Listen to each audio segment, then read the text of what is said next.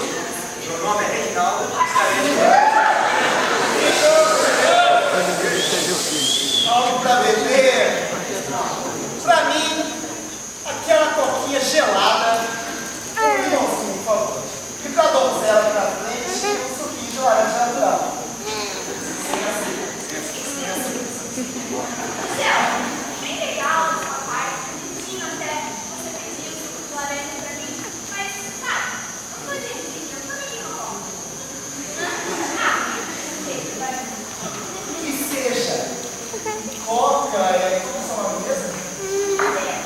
Débora, Coca, velho. Coca é mais fria, não tá bonito isso aí, não. Já não tomar isso aí. Vem cá, não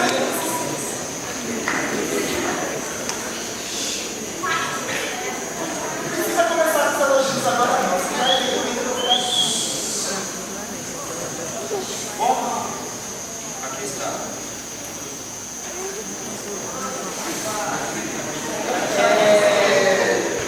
Você não errou nada aqui, não?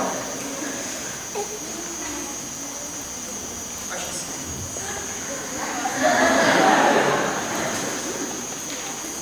Você tá de brincadeira, né? A única coisa que o garçom tem que fazer é anotar o pedido e trazer o que a gente pede. E aí eu peço conta, você traz, sei lá o que é isso aqui. Por favor, corrija esse problema.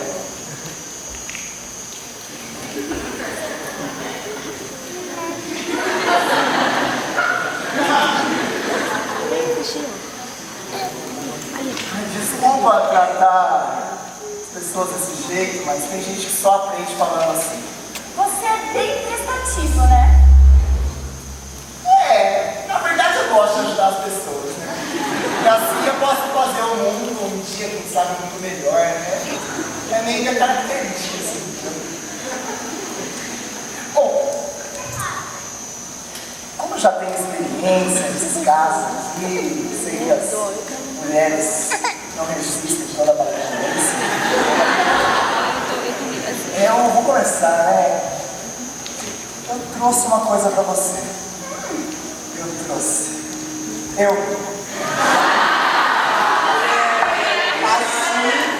você pode se lembrar de mim, deste rostinho lindo. E de noite, quem sabe, entrar no meu perfil, olhar pra ele a noite toda, olhar pras estrelas, pra lua, pensar em mim, sonhar comigo, ligar pra mim no celular. É um presentinho, eu sei que é de leve, mas eu tô aqui. E também não vou deixar, sei lá, não vou deixar uma mulher sem palavras, né?